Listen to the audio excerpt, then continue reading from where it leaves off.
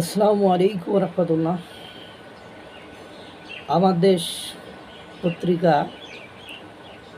পত্রিকার YouTube channel daily আমার দেশ, মাহমুদুর রহমান এর পত্রিকা, যে সম্পাদক মাহমুদুর রহমান, ইস্কনের নেতা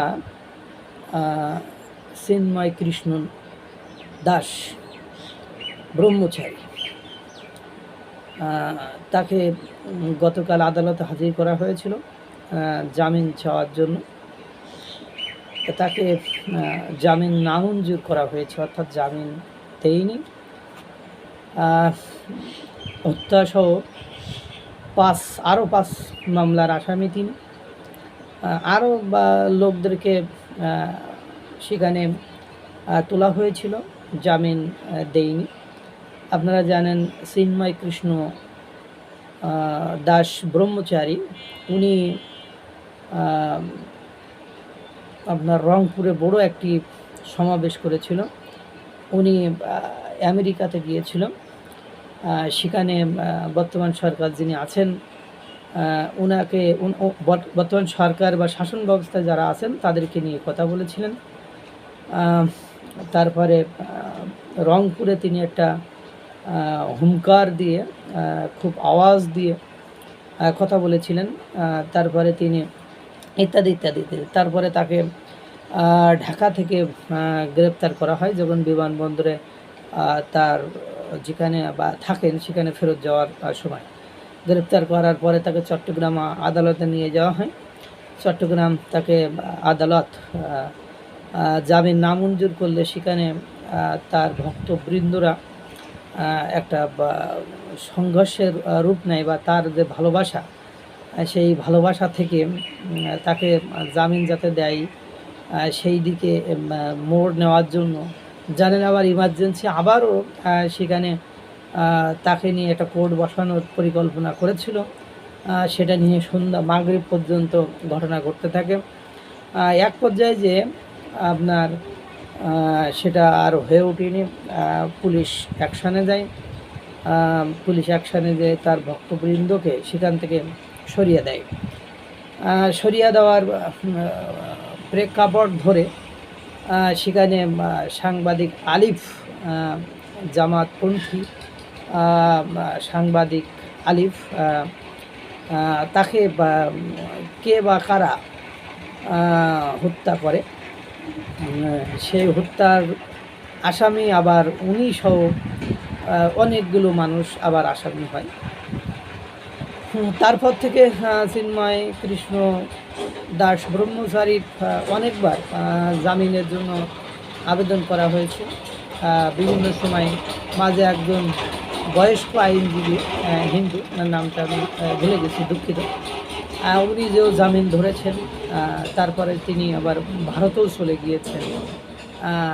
তিনিও আবার এরপরে চট্টগ্রাম আইনজীবী সমিতির আইন যারা জীবী, অর্থাৎ উকিল আমরা যেটাকে বলি লয়ার, তাদের অধিকাংশই আবার মামলার আসামি। তারা কোর্টে আসতেই পারে না, এরকম অবস্থা। সে কথা আপনার পান্না সাহেব, জেডাই খান পান্না সাহেব অনেকবারই বলেছেন যে বাংলাদেশের ইতিহাসে যে আইনজীবী নামে এতগুলো মামলা হয়েছে এটা আমার জানা নেই। ওইদিকে আইনজীবী অ্যাডভোকেট, বীর মুক্তিযোদ্ধা অ্যাডভোকেট ফজলুর রহমান, উনি বলেছেন যে বাংলাদেশের ইতিহাসে আইনজীবীদেরকে 3 দিনের বেশি কারাগারে থাকতে হয়েছে, এটা আমি কখনো দেখিনি। এবং বড় বড় নেতাদেরকে খুব বেশি কারাগারে থাকতে হয়েছে, দেখা যায় সুপ্রিম কোর্টে আবেদন করলেই জামিন দিয়ে দিয়েছে, সেটা সম্ভব হয়েছে এবং বড় বড় নেতাদের। কিন্তু দেখেন ওই চিন্ময় কৃষ্ণ দাস ব্রহ্মচারীর, ওনার জামিন আমার জানা মতে এই সরকারের আমলে হবে না। কারণ আপনারা সেটা আমার চেয়ে ভালো জানেন, এই কোর্টে হাজির করা হয় জাস্ট টু শো ফর্মালিটিস, আমার এরকম মনে হয়। বাকিটা আল্লাহ ভরসা। এখন এরপরে আবার সুব্রত চৌধুরী, তিনি বাংলাদেশের বর্তমান বিচার ব্যবস্থা কি হাল বেহাল, সেটা একেবারে পুঙ্খানুপুঙ্খভাবে সেদিন সংবাদ সম্মেলন করে বলেছেন যে একের পর এক অর্ডিন্যান্স জারি করে আপনারা যেটা করেছেন এটা মানে এই অর্ডিন্যান্স যদি পরবর্তী নির্বাচিত সরকার, জনগণের দ্বারা নির্বাচিত সরকার গ্রহণ না করে, তাহলে ডক্টর আসিফ নজরুল সাহেব মানে এবং ডক্টর ইউনূস সাহেব আপনাদের কে বিচারের আওতায় বা মুখোমুখি হতে হবে। এটা আপনারা বুঝতে পারছেন না। এখন যাই হোক, চিন্ময় কৃষ্ণ দাসের এই সরকারের আমলে বা আওয়ামী লীগের কোনো নেতার, বড় নেতার এই সরকারের আমলে জামিন হবে কি না সেটা আমি আর বলতে চাচ্ছি না, কিন্তু বারবার আসতেছে, অনেকভাবে চেষ্টা করছে, কিন্তু হয় নাই। ভারতও বলছে হয় নাই। এবং আপনারা এই সরকারের আমলে আপনারা দেখছেন একজনকে, এক এমপিকে জামিন দিয়েছে, তাকে জেল গেট থেকে যখন বের করে দিয়েছে, জেল গেট থেকে ধরে আবার পিটাইতে পিটাইতে থানায় নিয়ে দিয়ে আসছে, আবার তাকে কারাগারের মধ্যে ঢুকাই রাখছে। এইসব ঘটছে, আমরা দেখছি। সুতরাং জামিন তখনই দিবে যখন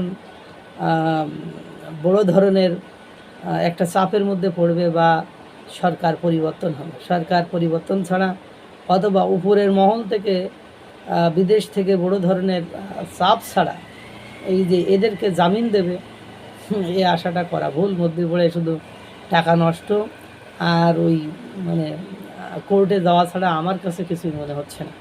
আল্লাহ তাআলা সকলকে ভালো রাখুক, সুস্থ রাখুক। আসসালামু আলাইকুম ওয়া রাহমাতুল্লাহ।